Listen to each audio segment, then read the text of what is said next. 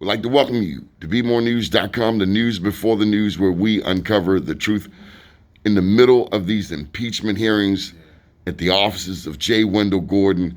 J. Wyndal, I just have to tell you, I'm so, I don't even know if it's furious, but at the repugnant president that we had and the actions he's done.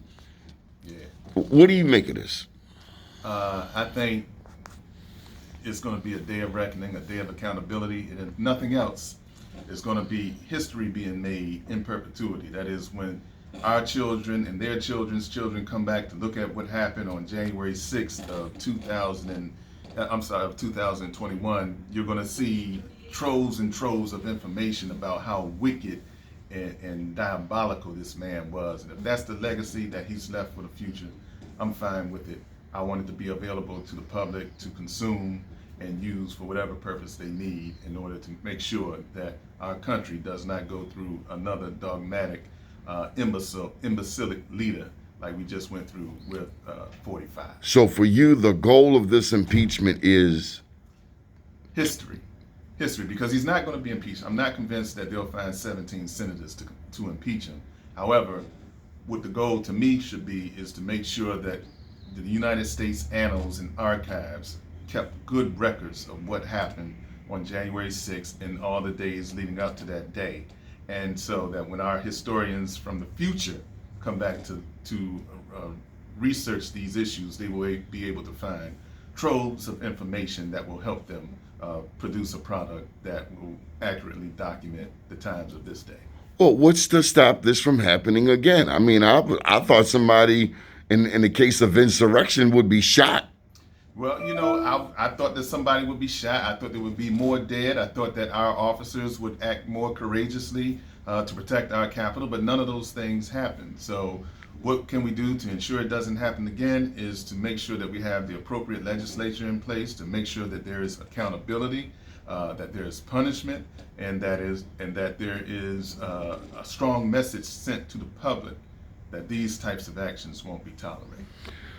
What does it say about the future of America? I mean, in terms, we are clear that although this is 2021, 100 years ago, the entire city of Tulsa was bombed from the air and burned to the ground.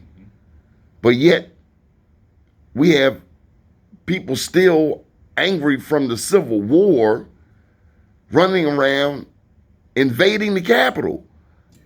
Yeah, I think it's very sad. If they were black, they'd be shot, Jay Wyndal. They would have shot them and threw all their bodies into the reflection pool. I mean, that's what I think, to decay right in front of our U.S. Capitol, between the Capitol and the monument.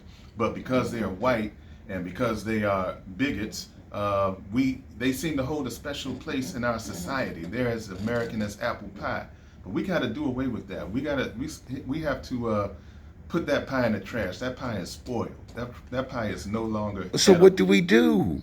Okay, what so can I do against a Republican senator that supports this type of behavior? Because if they don't impeach him, I can't see why he's not in the penitentiary. I know if he was black, he'd be over the penitentiary. He'd be begging to go to the penitentiary because they would have killed his butt. Okay, the penitentiary would have been too good for him if he was black. But won't this, if they don't punish Trump, won't this come back around to bite the entire country in the butt?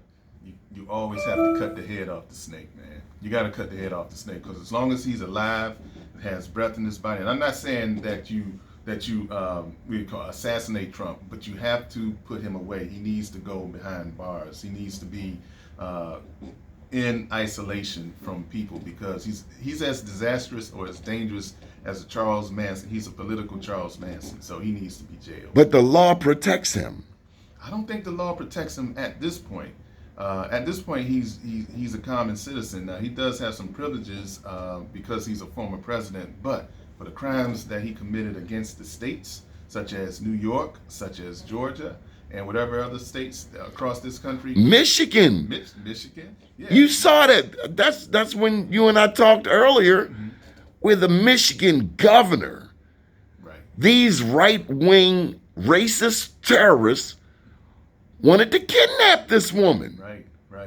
And Trump was silent about that. And so we as a nation, That's okay? we have to mature, Donnie. We as a nation have to put aside our differences for the betterment of this country. We have to go after domestic terrorists and stop making excuses for them, stop finding them acceptable, or stop finding their bad behavior something that we can just overlook.